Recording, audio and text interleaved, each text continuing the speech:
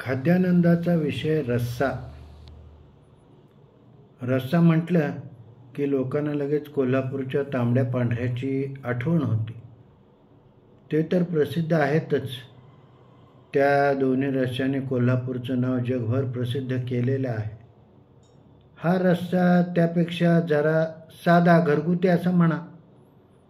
काय असतं त्या रस्स्यामध्ये? आमटी आणि घट्ट भाजी याच्यामध्ये असणारा हा पदार्थ आहे. करायला तसं म्हटला तर फार सोपा आहे.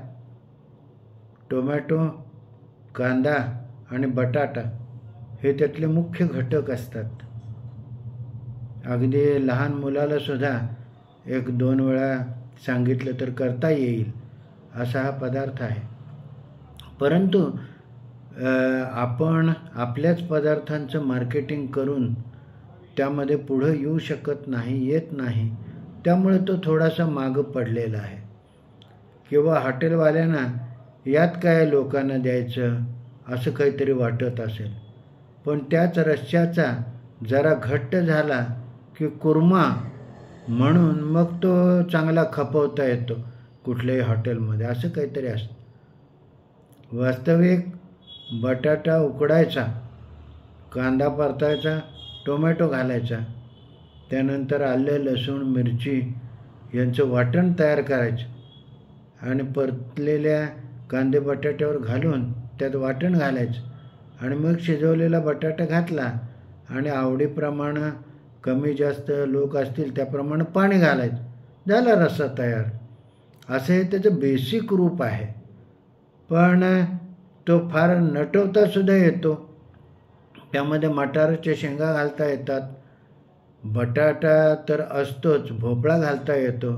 वेगवेगळ्या भाज्या शिजवून त्यात घातल्या, मटार घातला की आणखी चांगला लागतो, असं त्याचं रूप असतं. आणि मग तो आणखी चांगला करता येतो. त्याच्यावरती खोबरं घालता येतं, कोथिंबीर घालता येते. असा वेगवेगळ्या प्रकारानं केला की तो आणखी चांगला लागतो. शुद्ध सात्विक घरगुती रविवारी केला जाणारा तो साधा रस्सा आणि त्यामध्ये भरपूर तिखट घातलं, लाल, म्हणजे लोकांना सोसेल इतपत म्हणा. आणि अशी त्यावरती फोडणी करतानाच लाल तिखट घातलं की त्याचा असा कट तयार होतो. असा कटदार जळजळीत रस्सा केला की तेच त्याचं थोडंसं वेगळं रूप होतं आणि मग ते खाणारे जास्त तृप्त होतात. एखादा रविवार असावा आणि मस्तपैकी रस्सा केलेला असावा, मग त्याला बाकी काही लागत नाही.